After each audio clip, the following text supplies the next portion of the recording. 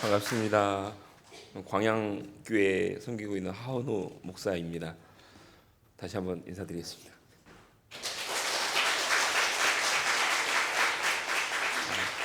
제 고향은 당진입니다. 그래서 학교 다닐 때 너 어디서 왔냐 이러면 당진에서 왔습니다. 이래요. 어디서 왔다고요? 예. 그런 사람들이 강진에서 왔냐고 이렇게 얘기를 해요. 그래서 강진이 어디지? 이렇게 어렸을 때 생각을 했었습니다. 당진도 강진도 옛날 말로 하면 깡촌일 것 같아요. 다 어딘지를 몰라 하는 것 같습니다. 저도 그렇게 사람들이 물어보면 어딘지 모르는 그 정말 한쪽 구석에 있었던 서해바다 근처에 있는 당진 서산, 원래는 충청도 말이 느리잖아요. 그래서 스산 당진이라고 했던 곳에서 자랐고요. 강진, 그래서 강진이 어딘지를 어렸을 때 알았던 것 같아요. 그리고 우리 이용부 목사님하고는 서울신대에서 같이 공부를 했었습니다. 그리고 춘천 소양교회가 인연이 있어요. 그래서 춘천 소양교회 담임 목사님이 이원호 목사님인데 지금 돌아가셨죠. 이원호 목사님이 담임 목사님이셨는데 제가 군대 가기 전에 배낭여행을 잠깐 다닌 적이 있습니다. 그래서 동해 바다를 쭉 남해에서부터 여기 삼척까지 올라갔다가 이제 걸어서 다녔거든요. 다니다가 이제 주일 예배를 본 교회에서 드리지 않고 담임 목사님께 허락을 받고 그리고 이제 춘천 소양교회로 이제 예배를 드리러 갔어요. 근데 거기서 한 자매가 저를 알아보고 어떻게 해서 여기까지 왔냐고 막 물어보더라고요. 그래서 배낭여행 다닌다 했더니 너무 좋겠다고 막 하더라고요. 그래서 춘천 소양교회로 간 계기가 이윤복 목사님이 거기에 이제 청년으로 있었기 때문에, 신학생으로 있었기 때문에 거기 또 저하고 같이 친했기 때문에 가가지고 예배를 드리러 갔는데 거기 목사님이 이제 그 자매하고 얘기하는 걸 이렇게 보더니 등짝을 한 대 후려치면서 누구냐고 물어보면서 그냥 알고 지내는 여자친구입니다 이렇게 얘기를 했어요. 그랬더니 남자가 뭐 사귀면 사귀었다고 얘기를 하지 뭘 여자친구가 어딨냐고 하면서 등짝을 한 대 후려치더라고요. 그래서 그 자매하고 결혼했습니다. 뒤에 있는 자매가. 그래서 춘천 소양교회 출신인 이용복 목사님과 같은 출신 사모님이. 그래서 저 그렇게 해서 거기 갔다가 어떻게 눈이 거기서 맞은 건 아니고요. 등짝을 맞을 때 느낌이 좀 좋지는 않았어요. 이게 찜 당하는 느낌. 그래서 어쨌든 춘천 소양교회 이용복 목사님도 이렇게 자주 볼 수 있고 뭐 저희 집사람하고는 또 같은 모교회고 해서 서로 잘 알고 지냈습니다. 이렇게 이제 제 소개를 한 이유는 지금 45분입니다. 저는 설교를 거의 한 20분, 25분 정도밖에 안 하는데 그렇게 해도 빨리 끝날 것 같아서 제가 조금 더 길게 얘기를 한 것 같아요. 본문으로 들어가서 말씀을 나누도록 하겠습니다. 제가 1997년도에 복학을 하고 98년도에 복학을 했습니다. 복학을 하고 근데 복학을 했을 때 저희 아버지가 암 말기셨어요. 그래서 아버지하고 같이 낮잠 자다가 아버지 저 장가 보내주세요 이랬더니 그때 저희 집사람하고 교제한 지가 4년이었습니다. 그래서 장가 보내주세요 라고 얘기를 했더니 아버지가 갑자기 그래? 그래? 하시더라고요. 그래서 한 달 후에 상견례를 가졌습니다. 그렇게 빨리 속도전을 낸 이유가 아버지가 말기셨고 6개월밖에 못 사신다는 분이 그때가 1년 넘게 살고 계셨었어요. 그래서 아버지 살아계실 때 결혼하는 게 좋겠다라는 생각이 불쑥 나서 아버지한테 낮잠 자다가 그냥 불현듯 얘기했더니 아버지가 속전속결로 그래서 한 달 있다가 상견례를 하고 한 달 후에 결혼을 했습니다.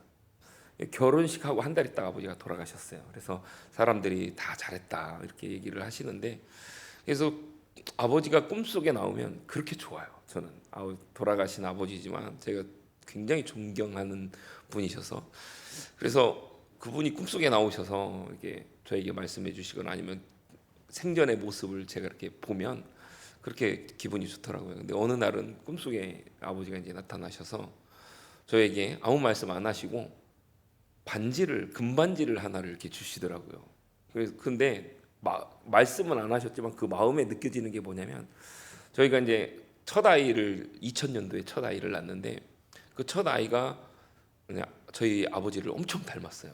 그래가지고 우리 아버지 닮았네. 그래서 아버지가 굉장히 똑똑하셨대요. 들리는 소문에 의하면 뭐 7살에 사서삼경을 떼셨다고 하시더라고요. 그래서 동네에서 수제라고 떡을 해줬다는 얘기가 있더라고요. 그래서 제 머리가 안 좋다 보니까 제가 보질 않아서 그리고 또 할머니는 한 번도 매를 댄 적이 없으시대요. 그래서 아버지가 잘못들 안 해서 매를 안 맞은 게 아니라 저는 할머니가 성품이 좋으셔서 한 번도 매를 안 대셨을 거라고 생각을 하고 있습니다.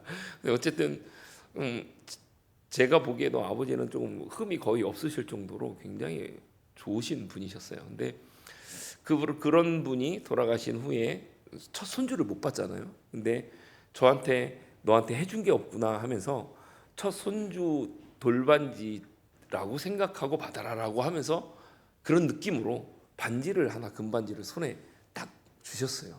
그러고서 잠이 딱 깼는데 손바닥에 금반지가 놓여 있는 것 같은 느낌. 아직도 그 약간 반지가 묵직하잖아요, 금반지는. 그래서 손바닥에 있는 그 묵직한 느낌이 잠에서 깼는데 남아 있더라고요. 그래서 진짜로 금반지가 있나 하고서 이렇게 만져봤는데 없죠. 꿈이니까 당연히. 근데 그 묵직함이 마음이 짠하니 그 여운이 계속 남아 있는 거예요. 아버지를 본 느낌과. 그래가지고 바로 제가 뭘 했을까요? 네? 복권이요? 맞습니다. 제가 복권을 그날 샀습니다. 죄송합니다. 목사가 유행을 바라고 있으니. 근데 느낌이 그런 느낌이었어요. 아버지가 저한테 뭔가 해주려고 그러시나 하는 그런 느낌들, 그런 꿈 꾸시면 우리 한국에서 태어나신 모든 분들은 그런 생각 갖지 않으실까요? 어쨌든 그런 생각을 가졌던 제가 부끄럽게 생각이 되어서. 하지만 여러분들도 좋은 꿈, 돼지 꿈, 용 꿈, 이런 좋은 꿈 꾸면 뭔가 요행을 바라지 않으십니까? 복권을 산다든가 아니면 요즘엔 주식이 대세된 것 같던데 막 주식을 안 하던 주식을 몰아서 투자를 하신다든가 아니면 좋은 일이 일어나기를 바라는 우리의 마음이 꿈으로 나타나기도 하고요. 걱정과 근심이 꿈으로 나타나기도 합니다. 그래서 오늘은 꿈 하면 누구죠? 요셉을 나누려고 제 꿈 이야기까지 했습니다. 성경에서 창세기에서 요셉에 관한 이 장수가 총 몇 장인지 아십니까? 14장. 아브라함은 총 몇 장을 다루고 있을까요? 아브라함도 총 14장. 50장 중에 14장이면 4분의 1입니다. 4분의 1의 분량을 아브라함이 굉장히 중요한 분량을 차지하고 있고요. 그리고 요셉도 그만큼 많은 중요한 분량을 차지하고 있습니다. 요셉이 왜 중요할까요? 요셉에 관한 성경의 기사는 여러분들 잘 알고 계시죠? 아마도 저보다 더 많이 오랫동안 들으셨을 거라고 생각을 합니다. 그런데 그래서 성경에서 이야기하고 있는, 성경에서 말씀하고 있는 요셉에 대해서 여러분들이 알고 있는 부분에 대해서 제가 말씀을 드린다면, 창세기에 나타나 있는 이 요셉은 하나님께서 함께 하시는 자, 그리고 하나님께서 함께 하심을 통해서 형통하게 하는 자. 물론 억울한 누명을 쓰기도 하고 형들한테 팔리기도 했지만 요셉이 성심을 다해서 그 일들을 맡으면 그 일들이 다 잘 됐죠. 그래서 인정받았습니다. 하나님과 함께 하시는 자라는 그 인정을 받았습니다. 그의 할아버지 이삭도 하나님이 함께 하시는 자라고 해서 누구도 함부로 할 수 없는 사람이었듯이 요셉도 그랬습니다. 요셉도 하나님이 함께함을 통해서 형통케 하는 자라고 하는 이름을 갖기도 했습니다. 근데 요셉의 진짜 별명은 뭐죠? 꿈꾸는 자. 그거는 창세기 37장 19절에 형들이 요셉을 조롱하기 위해서 붙인 이름입니다. 그래서 저기 꿈꾸는 자가 온다 하고 결국에는 죽이려고 했죠. 결국에는 르우벤이 우리는 죽이지 말자 하고 그 죽임을 면하게 하기 위해서 결국에는 요셉을 따돌리려고 했다가 결국에는 상인에게 팔려가지고 노예로 팔려가게 됩니다. 그가 꾼 꿈이 어떤 꿈이셨죠? 네, 해와 달 별들이 자기에게 절하는 꿈. 또 곡식단을 묶었더니 형들과 아버지가 묶었던 곡식단이 자기에게 절하는 꿈을 꾼 거죠. 그래서 우리가 너를 섬기는 자가 되겠느냐 막 하면서 막 굉장히 기분 나빠했고, 그래서 아버지 야곱이 그런 얘기 하지 마라 라고 하고 중재해서 결국에는 형들의 미움을 좀 덜 받게 하려고 했습니다. 하지만 그 미움이 계속됐어요. 왜 그러냐면 좀 달랐어요. 왜 그러냐면 어머니가 야곱이 가장 사랑하는 여인 라헬이었고, 나머지 그 부인들 3명이 더 있었는데 그 자식들이 다 마지막에 태어난 게 요셉과 베냐민이잖아요. 그래서 채색 옷을 입었다라고 할 정도로 차별이 있었던 것 같습니다. 그래서 형제들이 요셉이 하는 말과 요셉이 입은 옷과 그리고 쪼르륵 가서 아버지한테 꼰지를 누르는 그런 모습들이 좀 얄미웠던 것 같습니다. 조금 얄미운 게 아니라 아주 얄미웠기 때문에 죽이려고 했겠죠. 예. 그래서 이제 팔려갔는데 또 그곳에서도 형통한 그런 모습들을 했지만 또 유혹을 당하잖아요. 그래서 그 유혹을 뿌리치고 결국에는 누명을 쓰고 감옥에 갇히게 되는데, 그 정직한 자, 그래서 쿰란에 보면 이슬람 경전이죠. 이슬람 경전에 보면 요셉을 그렇게 평가하고 있습니다. 그 정직한 선지자 또는 도덕적 스승이라고 표현할 정도로 이슬람에서도 요셉은 굉장히 선하고 정직하고 청렴결백한 그러한 사람으로 묘사되어지고 있습니다. 또 어떤 사람일까요? 요셉은 우리가 잘 알고 있는 요셉의 모습은 요셉은 30살에 국무총리가 됐죠. 근데 이제 꿈을 해석하는 자, 꿈은 누가 해석을 주시지요? 하나님께서 꿈을 주신다, 꿈을 해석하게 해주신다라고 그렇게 알려주는 겁니다. 꿈을 그 당시에 요셉이 풀어주던 꿈이나 요셉이 꿈을 꾸는 꿈들은 앞으로 일어날 일들이나 그리고 어떤 큰 일들을 두고 하나님께서 주시는 꿈을 해석하고 또 꾸게 하시기 때문에 그 모든 하나님께서 우리의 문제를 해결하는 방법, 해결할 길들을 꿈으로 나타내시면 그것을 풀어서 그 꿈 문제를 해결하는 거죠. 대비하는 그런 일들을 하기 때문에 결국에는 우리가 사는 날 동안의 모든 문제나 걱정과 근심 같은 것들을 꿈으로 준비하게 하시고 해결하게 하시는, 그래서 우리의 역사 속에 하나님께서 개입하시는 그런 하나님이신 거예요. 뭐로 개입하세요? 꿈이나 이상으로 우리에게 개입하셔서 우리에게 말씀하시는 그 하나님임을 나타내고 있습니다. 또 하나님께서 요셉을 이스라엘의 구원자로 세우신 것을 나타냅니다. 그리고 성경은 요셉이 맨 창세기의 마지막 장으로 기록된 이유는 출애굽기를 이어가기 위해서. 그렇죠? 예. 왜 그러냐면 이스라엘이 어디로 이주합니까? 예. 고센 땅으로 이집트로 이주합니다. 애굽으로 이주해 갑니다. 거기에서 몇 년 동안 있게 돼요? 430년 동안 있다가 모세에 의해서 이제 그때 거기부터 이제 출애굽기죠. 출애굽기를 통해서 출애굽하게 되어지는 모습이 이제 요셉이 창세기의 마지막 장, 그리고 출애굽기의 첫 장이 모세로 시작을 하게 되어지는 부분입니다. 그렇게 창세기를 끝마칩니다. 하지만 뭔가 부족하죠. 왜 요셉이 성경에서 그렇게 14장이나 굉장히 중요한 대목을 다루고 있을까요? 라고 물어본다면 결국엔 꿈입니다. 꿈 때문에 그래요. 요셉이 꿈을 꿨습니다. 그런데 아이러니하게도 그 이후로는 요셉의 꿈이 나오지 않아요. 요셉이 꿈을 꿉니까? 그럼 누가 꿈을 꿔요? 제일 처음에 술관원장과 떡 굽는 관원장이 꿈을 꾸죠. 그 꿈을 통해서 바로의 앞에 나아가게 되어집니다. 사실은 뭐를 통해서 본인이 꿈을 꿔서 바로 앞에 나아갑니까? 아니죠. 꿈은 딴 사람이 꾸고 꿈을 해석을 하는 일을 맡게 됩니다. 또 바로 앞에 섰을 때도 바로가 꿈을 꾸지 요셉이 꿈을 꿨습니까?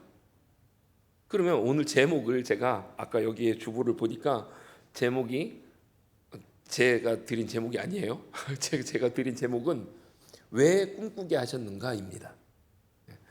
하나님이 요셉을 꿈꾸는 자라고 별명을 붙일 정도로 꿈으로 그 앞에 세우셨는데, 그러면 꿈을 요셉이 꿔야 되는 게 아닐까라는 생각을 가지고 성경을 읽었었습니다. 어린 나이에. 그런데 결국에는 바로가 꿈을 꾸고 떡과 한 점과 술과 한 장이 꿈을 꿔서 이제 바로 앞에 서게 됐는데 왜 꿈을 바로가 꿨을까요? 생각해 보신 적 있으십니까? 없으십니까? 요셉이 꿈 꿔야 되지 않을까요? 힌트는요, 그 꿈에 있습니다. 그 꿈이 바로가 꾼 꿈이 어떤 꿈인지 아십니까? 처음엔 살찐 소가 강에서 올라옵니다. 그랬더니 파리하고 마른 소가 그 소를 잡아먹습니다. 7마리씩. 7마리가 이 7마리를 잡아먹었는데 그 모습은 변해요? 잡아먹었는데 변하지 않았다라고 성경은 기록하고 있습니다. 또 동풍에 마른 이삭이 풍성한 이삭 7줄기를 잡아먹습니다. 근데 하나의 모습이 변하지 않습니다. 이걸 가지고 바로가 고민을 하는 거죠. 왜 이런 일이 일어났을까? 왜 이런 꿈을 꾸게 했을까? 그래서 요셉이 그 꿈을 풀어줍니다. 어쨌든 근데 거기에 그 말씀에 바로가 꿈을 꾸게 된 힌트가 있습니다. 그 마른 소와 살찐 소가 어디에서 올라왔을까요? 나일강에서 올라왔습니다. 예, 맞습니다. 그러면 그 당시에 만약에 풍년을 준비한다면 어느 나라가 풍년을 준비를 했어야 될까요? 요셉이 하나님의 영에 감동되고 명철과 지혜가 있는 하나님의 사람입니다. 이 사람이 노예로 끌려오지 않고 만약에 아버지와 그곳에 같이 있었어요. 그런데 그가 꿈꾸는 자가 되어서 하나님이 그 일대에 일어날 흉년을 그에게 알게 하셨어요. 풍년과 흉년을. 그러면 그곳에서 그가 풍년과 흉년을 준비하겠지요. 그러면 누구만 살까요? 야곱의 가족들만 살겠죠. 그죠? 아니면 야곱의 가족도 흉년을 버티지 못하고 죽을 확률이 많습니다. 그래서 요셉이 말하기를 하나님께서 이 흉년 이후에는 모든 나라가 다 망하게 될 것입니다 라고 이야기합니다. 만약에 그 당시에 가나안 땅의 한 왕에게 하나님께서 임하셔서 그 왕에게 7년의 풍년과 7년의 흉년을 알게 했어요. 그리고 요셉이 그것을 가서 풀어줬다고 생각을 해보세요. 그러면 그 당시에 있었던 가나안 땅은 그 7년의 풍년과 7년의 흉년을 준비할 수 있을까요? 만약에 그 왕이 요셉의 이야기를 듣고 가나안 땅에 있었던 그 당시에 가나안 땅에 있었던 왕이 그것을 준비했더라면 아마 망하였을 겁니다. 다 죽었을 겁니다. 왜요? 그만한 곡식이 나지 않습니다. 그런데 나일강은 어때요? 나일강은 지금도 곡창지대입니다. 전 세계의 모든 사람, 그 당시에 있었던 중동, 메소포타미아, 그 다음에 가나안 땅에 있는 모든 나라들을 살릴 수 있는 그런 곡창지대를 가지고 있는 거죠. 그런데 거기에 만약에 요셉과 같은 지혜로운 사람이 없었더라면 어떻게 됐을까요? 이집트뿐만 아니라 그 주위에 있는 모든 나라가 다 죽게 된다는 거예요. 그렇다면 오늘 제가 여러분들에게 말씀드리는 그것은 결국에는 뭐를 말씀을 드리는 거예요? 바로가 꿈을 꿀 수밖에 없는 거예요. 다른 사람이 꿈을 꾸거나 아니면 요셉이 꿈을 꿨더라면 아마 그 당시에 있었던 이집트 근방에 있었던 모든 나라들이 다 그 흉년을 견디지 못하고 죽었을 겁니다. 그런데 바로가 꿈을 꾸게 한 이유는 나일강에 있는 곡창지대에 있는 7년 동안의 풍년을 잘 관리를 하면 모든 백성을 다 살릴 수 있다라는 거예요. 누구만 살려요? 야곱만 살리는 게 아닙니다. 야곱의 70인 또는 75인이 되는 이 가족들이 이집트로 넘어와서 고센 땅에서 삽니다. 근데 이 고센 땅에서 살면서 풍성하게 잘 살죠. 근데 야곱의 족속만 살았습니까? 야곱의 족속이 거기에서 나중에는 출애굽할 당시에 대략 한 200만 정도의 인구를 이루어서 출애굽했다고 그렇게 하나님께서 번성하게 했다고 말씀을 하시는데, 근데 그 이스라엘의 야곱 족속을 제외한 다른 그 당시에 있었던 가나안 땅에 있었던 뭐 블레셋이나 뭐 다른 가나안 왕이나 소돔 고모라 뭐 그 당시에 멸망당했지만 그 주위에 있었던 또 오돌롬에 해가지고 그 북쪽에 있었던 그 다섯 왕도 있었거든요. 그러면 그런 나라들이 다 양식을 사러 다 누구에게로 옵니까? 요셉으로, 이집트로 와야 살 수 있었습니다. 그때 야곱이 왔을 때도 요셉이 뭐라고 말했냐면 앞으로 2년 정도는 버틸 수 있습니다. 그런데 2년이 지나면 그때는 양식이 다 떨어져서 다 죽게 될 겁니다 라고 얘기를 할 정도였어요. 그 정도로 흉년이 엄청나게 강하게 내렸어요. 다 기근으로 망하게 될 것입니다 라고 이야기를 했어요. 3년째가 됐을 때 사람들이 자기의 가지고 있는 모든 것들을 다 팔고도 양식을 구할 수 없는 상황이 되어지죠. 그래서 다 죽을 수밖에 없는 상황이었습니다. 결국엔 요셉이 여기에 나와 있는 말씀은 예수 그리스도의 그림자이자 모형을 가지고 있기 때문에 그렇습니다. 예수 그리스도의 모형이고 그림자로 또 다른 모습으로 나타나 있는 것들이 있는데, 요셉은 직접 하나님으로부터 언약을 받지는 않았어요. 그런데 언약의 땅 가나안 땅을 굉장히 그리워했습니다. 그래서 그가 죽으면서 유언할 때 하나님께서 당신들을 보호하시고 인도하실 겁니다. 그래서 당신들을 가나안 땅으로 보낼 때 어떻게 해요? 누구도 난 여기서 죽지만 나의 해골을 가지고 간다고 말해 주십시오 라고 얘기를 했어요. 그러니까 형들에게 얘기하는 거죠. 형들과 자식들에게 당신들이 하나님의 보호 가운데 여기 있다가 이제 곧 어떻게 돼요? 다시 가나안 땅으로 돌아가게 될 겁니다. 그 땅이 하나님께서 주시기로 한 땅이잖아요. 그러니까 그 땅으로 돌아갈 때 당신들이 나한테 얘기를 해줘요. 갈 때 나도 데려간다고, 내 해골도 데려간다고 얘기해 주십시오 라고 부탁을 하는 거예요. 그랬더니 그걸 유언으로 남긴 겁니다. 그랬는데 몇 년 걸렸어요? 430년 걸렸습니다. 모세가 나올 때 요셉의 해골을 들고 나오니까요. 요셉은 아마 자기의 식솔이 이제 안정이 되면 가나안 땅으로 돌아갈 거라고 생각했던 것 같아요. 그러니까 거기 남아 있는 사람들한테 나의 해골을 가지고 간다고 얘기해 주십시오라고 부탁을 하죠. 그러니까 그 마지막 장에 거의 마지막 절쯤에 그 말씀이 나와 있습니다. 결국에는 자기가 가나안 땅으로 조만간 돌아갈 수 있다고 생각했을 겁니다. 죽어서라도 가고 싶었던 거죠. 하지만 거기까지 가는 데에는 430년이라는 시간이 걸렸던 것 같습니다. 어쨌든 그렇게 가나안 땅으로 돌아가고 싶었던 이 요셉, 약속의 땅이죠. 그래서 히브리서 11장 믿음은